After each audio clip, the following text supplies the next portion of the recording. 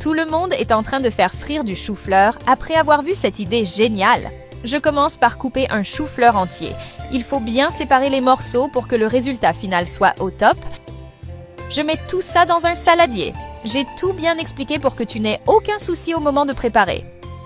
Maintenant, je verse de l'eau jusqu'à couvrir. Et toi, quand tu cuisines du chou-fleur chez toi, t'aimes ajouter quoi comme ingrédient? J'ajouterai une cuillère à soupe de bicarbonate de soude. Et je mélange bien tranquillement.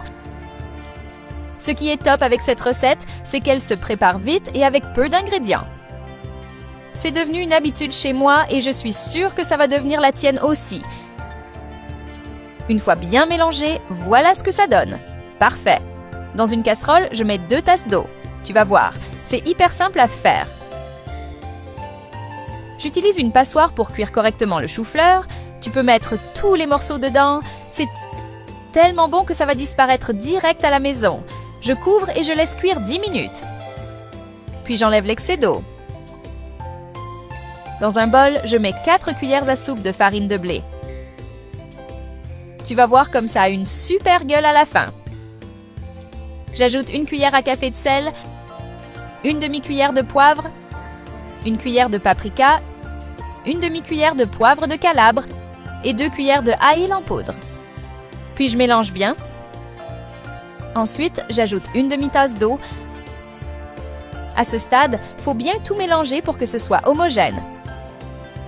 Avec cette recette, tu peux pas te rater, tout le monde va être bluffé. Maintenant, je plonge les morceaux de chou-fleur dans la pâte et c'est parti pour la friture dans une casserole d'huile bien chaude. Et au fait, dis-moi de quelle ville tu nous regardes pour que je t'envoie un petit coucou. Aujourd'hui, le coucou spécial est pour Émilien Dupont de Clermont-Ferrand. Merci de suivre nos recettes, ça me fait super plaisir. Tu peux retourner les morceaux pour qu'ils cuisent bien de tous les côtés. C'est la recette parfaite pour quand tu as envie d'un truc rapide et trop bon. Ça sent déjà trop bon à la maison, même les voisins vont vouloir savoir ce que tu prépares.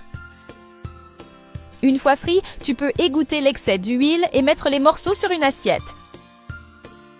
Je l'ai faite hier pour des potes, ils ont tellement kiffé qu'ils m'ont supplié de venir vous montrer comment on fait. Le gros avantage de cette recette, c'est qu'elle est rapide et demande peu d'ingrédients. C'est pour ça qu'on la fait tout le temps chez moi et je suis sûre que chez toi aussi, ce sera pareil.